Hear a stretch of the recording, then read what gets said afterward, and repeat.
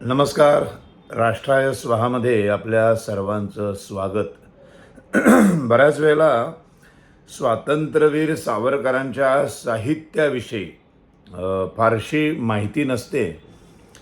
तर स्वातंत्र्यवीर सावरकर यांचं नाव नाट्यगृहाला देताना नेहमी हा वाद उफाळून येतो की सावरकरांचा आणि नाट्यगृहाचा काय संबंध. तर सावरकरांनी एक 3.5 नाटकं लिहिलेली होती. त्यातलं पहिलं नाटक होतं 1927 साली, म्हणजे सावरकर स्थानबद्धतेमध्ये असताना.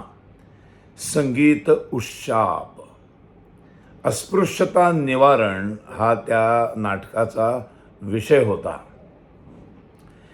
त्याच्यानंतर संत चोखोबांच्या जीवनावर आधारित या नाटकातून समाज सुधारणेचा संदेश दिला होता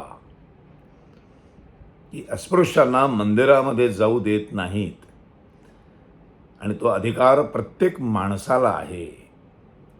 हे सावरकरांनी स्थानबद्धतेत असताना जाहीरपणे ते राजकारणामध्ये भाग घेऊ शकत नव्हते, राजकारण करू शकत नव्हते. मग त्यांनी नाटकाच्या माध्यमातून हा संदेश पोचवण्याचं एक फार मोठं काम केलं होतं.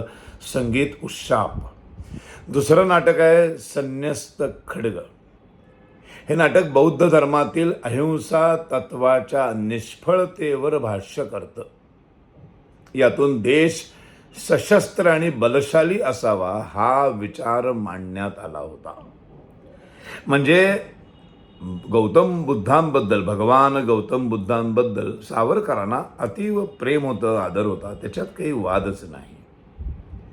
पण त्यांचं असं म्हणणं होतं की तुम्ही एकदा बौद्ध झालात की तुम्ही 100% अहिंसक होता. आणि राजाला, कुठल्याही देशाच्या राजाला, सेनापतीला अहिंसक होण्याचा अधिकार नाही. जर तुम्ही अहिंसक झालात, म्हणजे तुम्ही बौद्ध धर्म स्वीकारलात, तुम्ही गौतम बुद्धाचे झालात, तर तुम्हाला अहिंसक व्हावं लागेल. आणि मग अहिंसक झाल्यानंतर तुम्हाला राजपदावर, सेनापतीच्या पदावर बसता येणार नाही.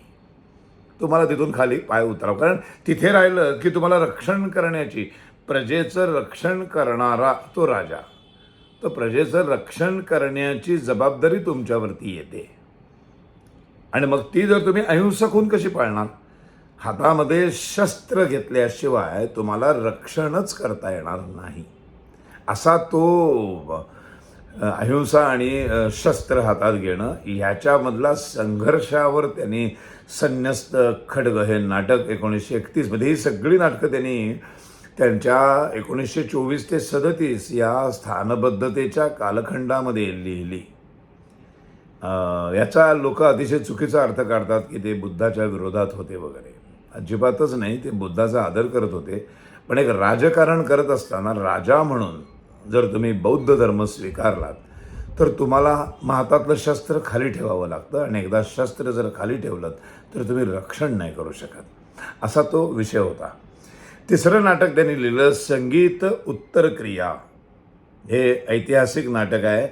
हिंदू राष्ट्राला जाचक बंधनातून मुक्त करून एक प्रबळ राष्ट्र बनवण्याचा आशावाद ह्या नाटकामध्ये व्यक्त करण्यात आला होता 1933. त्याच्यानंतर बोधिवृक्ष म्हणून त्यांनी एक नाटक लिहायला घेतलं होतं, पण ते अर्धवटच राहिलं. तर साहित्यिक सावरकरांच्या आयुष्यामध्ये ते नाटककार म्हणून अत्यंत गाजलेली अशी त्यांची ही नाटकं. त्या संन्यस्त खड्गचे आजही प्रयोग चालू आहेत.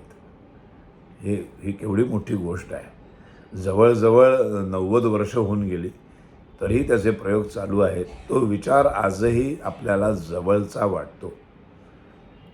पण आजही वेड्यासारखं समजून न घेता, आत्ता जेव्हा आमच्या मित्राने ऋषिकेश जोशींनी संन्यस्त खड्ग केलं, आमचे पणशीकर यांनी जेव्हा ते निर्मिती केली, तेव्हा त्याला अनेक बौद्ध धर्मीयांकडून विरोध करण्यात आला. खरं तर विरोधाचं काही कारणच नाही आहे. त्याच्यात कुठल्याही कोणाचाही अपमान केलेला नाही. दोन विचारसरणी विचारसरणी म्हणून ग्रेट असतात, पण कोणी कुठल्या विचारसरणीने जायचं ह्याच्यावरचं ते नाटक होतं. तर स्वातंत्र्यवीर सावरकरांनी किती नाटकं लिहिली असे मला अनेक लोक विचारत असतात, म्हणून म्हटलं आज त्यांच्या या नाटकांचा उल्लेख आणि थोडक्यात त्या नाटकांचा विषय काय होता हे एक सांगावं, म्हणून आजचा हा व्हिडिओ. धन्यवाद.